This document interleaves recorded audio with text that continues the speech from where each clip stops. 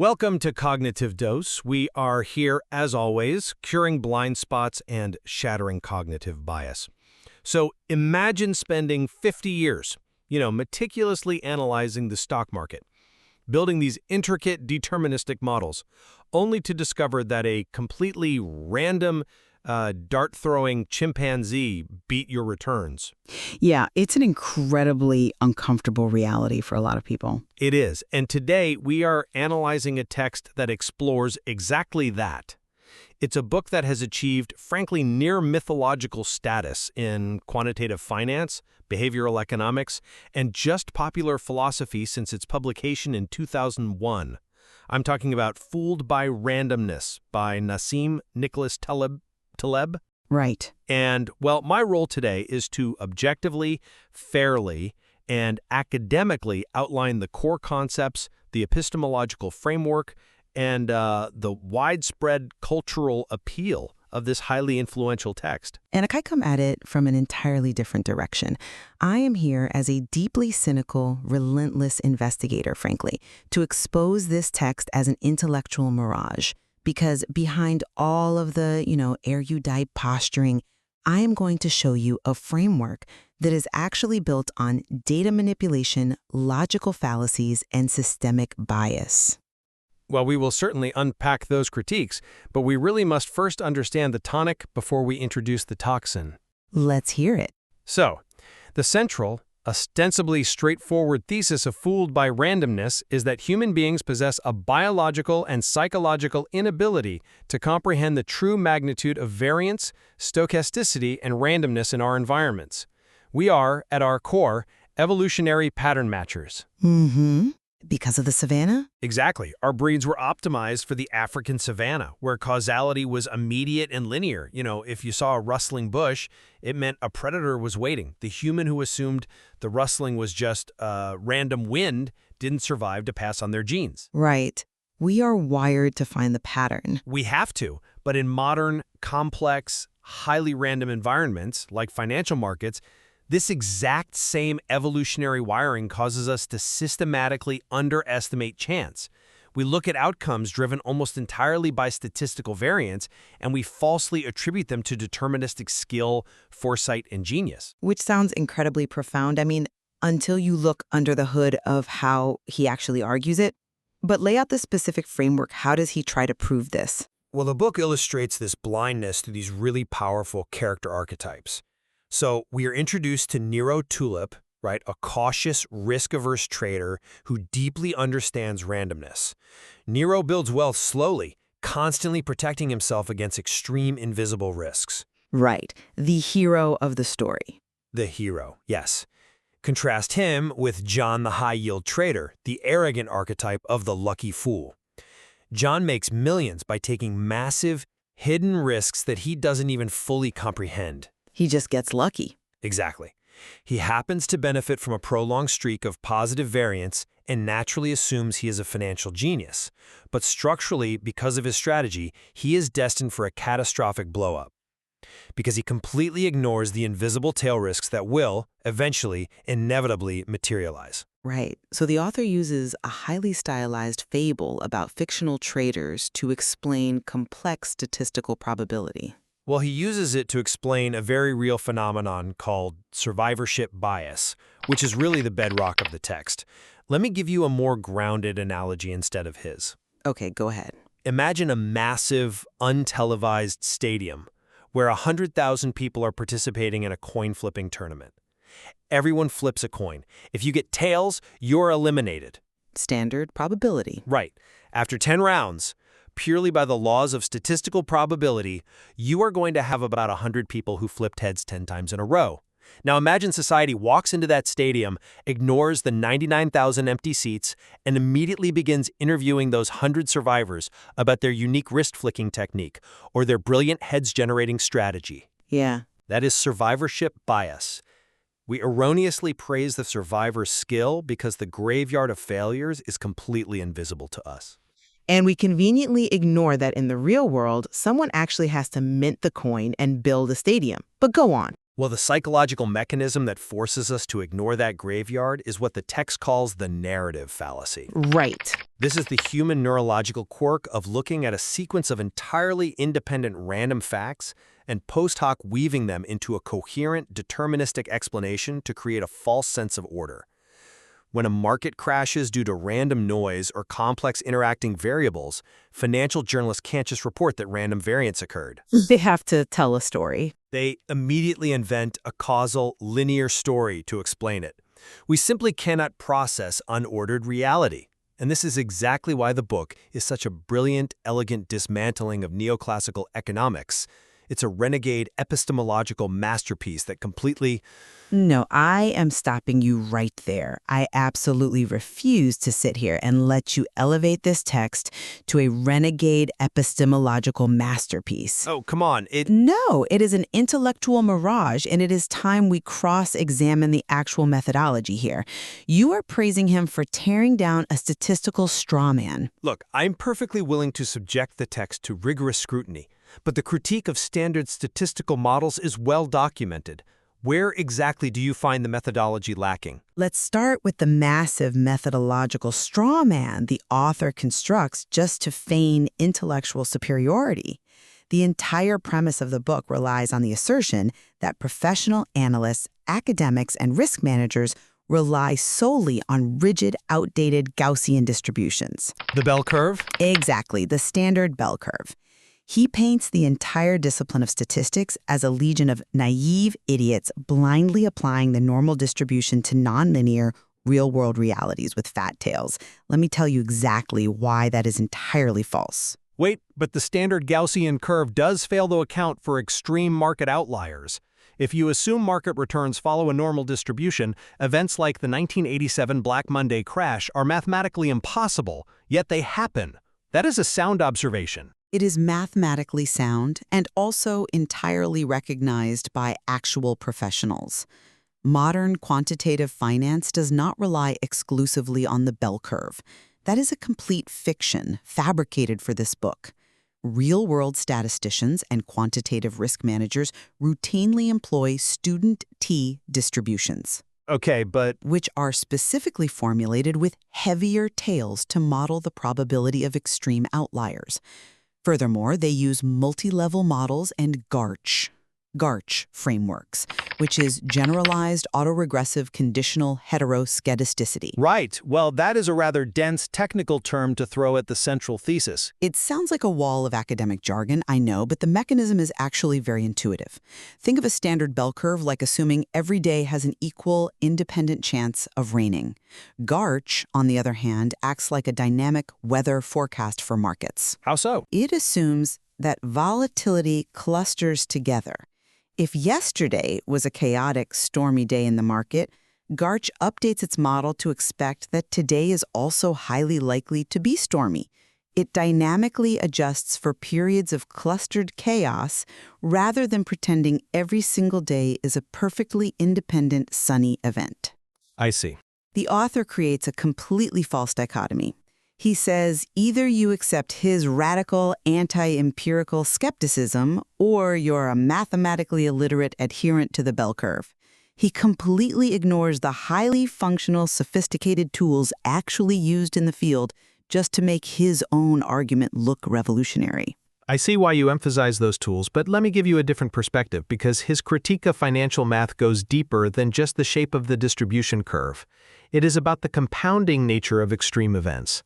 I know exactly where you're going with this. He points out that missing the 10 best days in the S&P 500 over a 50-year period effectively eliminates half of your total market return.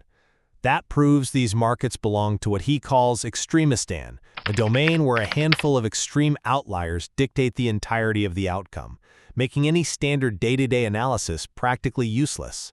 That terrifying claim is a mathematical illusion. It is a compounding artifact, and quantitative risk expert Aaron Brown completely dismantled it. The book uses inherently flawed mathematical logic regarding compounding returns to manufacture that fear. Wait, how is it an illusion if the final dollar amount is literally cut in half? Because of how geometric compounding works over half a century. When you say missing the 10 best days eliminates half the return, you are comparing total cumulative outcomes instead of mathematical averages. Explain that. Imagine rolling a snowball down a long hill for 50 years.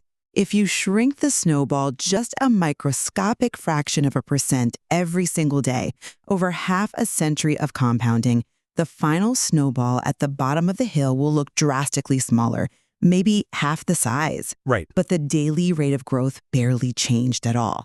If you look at the actual math behind the author's claim, removing those 10 best days only shifts the average log return of the market marginally, from about 8.4% down to 7.0%. The author conflates long-term chronological compounding with daily mathematical volatility to manufacture an exaggerated illusion of extremity. It's raw data manipulation designed solely to scare the reader into buying his premise. That is a highly technical critique of the math, but I think it misses the epistemological core of his argument.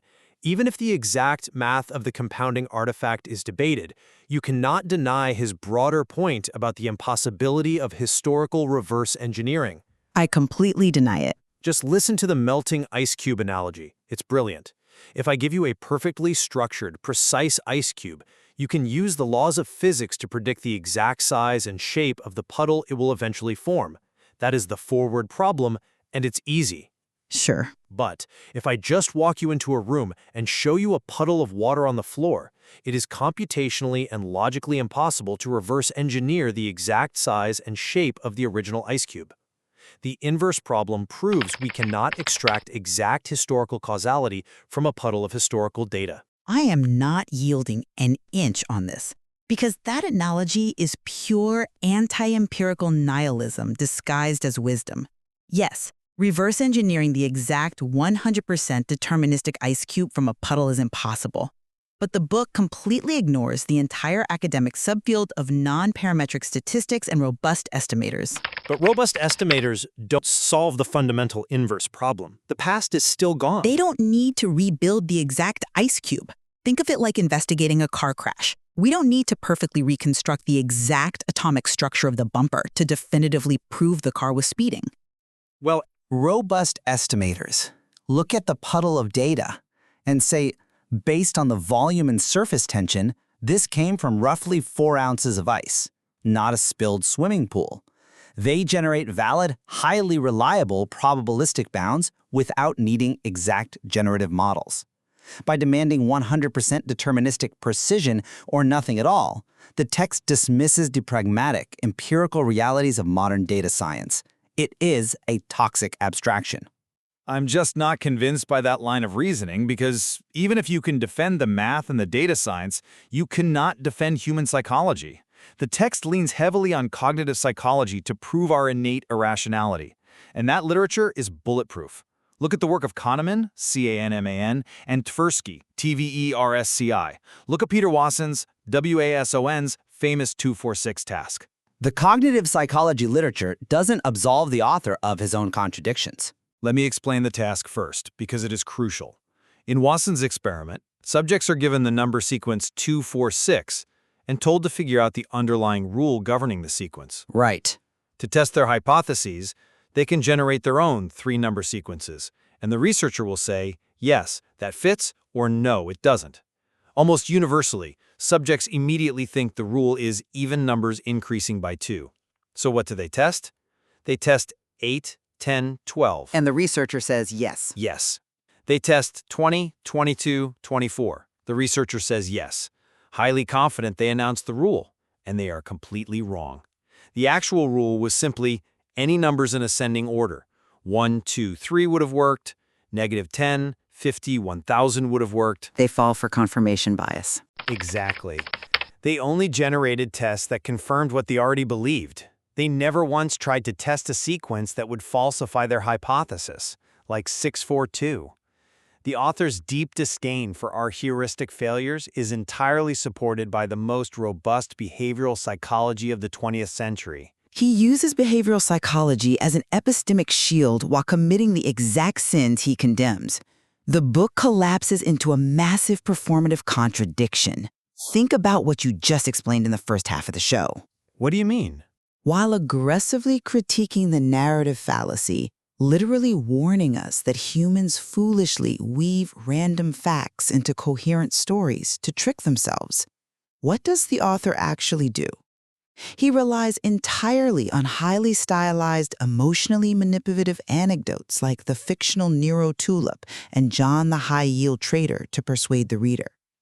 He creates perfectly engineered narrative archetypes to elicit an emotional response, utilizing the exact cognitive manipulation he claims to be warning his audience against. Well, that is an interesting point, though I would frame it differently. He is using literary devices to communicate complex probabilistic concepts to a lay audience. The medium isn't the core message. The math is the message. If the math is the message, he should use statistics, not fables. But it gets worse. He uses post hoc autobiographical myths to explain his own success. He repeatedly attributes his unique genius at perceiving randomness to his, quote, Eastern Orthodox Mediterranean heritage. Okay, but He completely ignores that under his own rigorous framework, his success as a trader and author is merely the result of survivorship bias. He was just a lucky monkey on a typewriter who made the right bets during a period of market instability and wrote a book that perfectly aligned with the post-9/11 zeitgeist. applying his own framework to his background might be a fair rhetorical critique of his autobiographical framing, but the overarching truth of survivorship bias remains widely applicable to society at large. Applicable to Wall Street, perhaps, but the text suffers from extreme weird bias. Western, educated, industrialized, rich, democratic.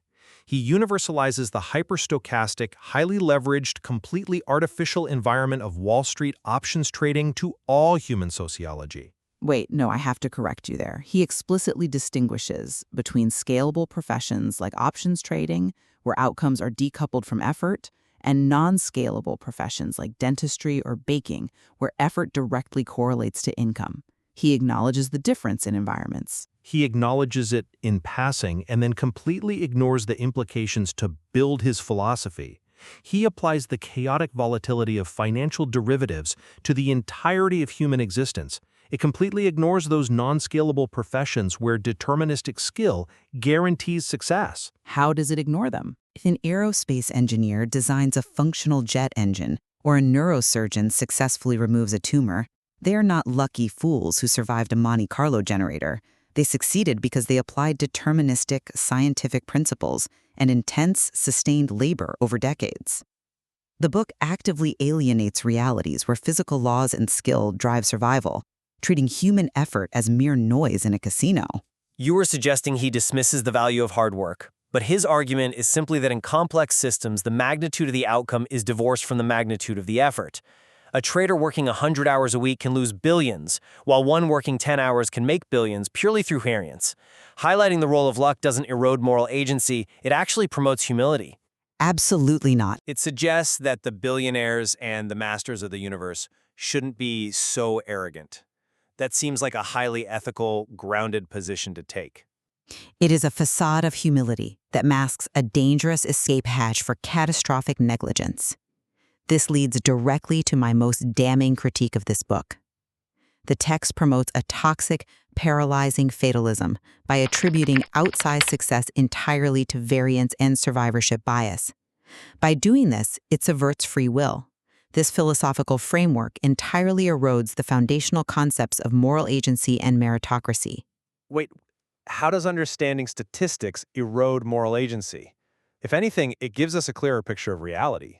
Because of the legal and ethical consequences.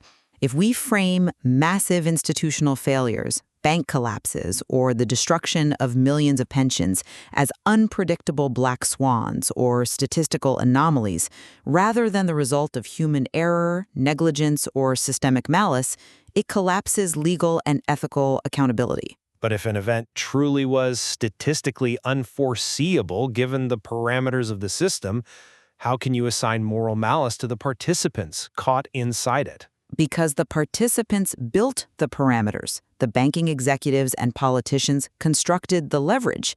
If society accepts the premise that causal links are merely illusions generated by the narrative fallacy, you completely shield the architects of disaster from consequence. Well, It allows executives who annihilate global wealth to throw up their hands and say, "It wasn't my fault. It was just a rare tail event. It was random variance." Furthermore, this worldview encourages a parasitic barbell strategy, where financial practitioners seek infinite upside while contributing minimal sustained effort to society's foundational, non-scalable institutions. It elevates the casino over the laboratory, the hospital, and the infrastructure that actually sustains human life. It teaches people to be parasites, hunting for positive variance rather than builders of deterministic value. I see the weight of the methodological and ethical critiques you are presenting here. When you look closely at the mathematical nuances of GARCH models, the weird bias regarding scalable professions, and certainly the legal implications of attributing systemic failures solely to stochasticity, I have to admit it breaks the structural integrity of his premise. I don't really have a defense for the moral hazard that creates, or the idea of shielding institutional failure behind the guise of a black swan. There is no defense for it. It doesn't just overreach. It crosses the boundary from rigorous skepticism into a destructive anti-empirical nihilism. It systematically strips individuals of moral responsibility and reduces genuine, hard-fought human endeavor to a meaningless spin of the roulette wheel. Listeners, use this analytical teardown to build your mental immunity. Do not accept superficial wisdom just because it attacks the establishment, and do not let statistical sleight of hand convince you that your efforts do not matter. Remind yourselves to question everything, and be sure to subscribe to the channel. You've been listening to Cognitive Dose.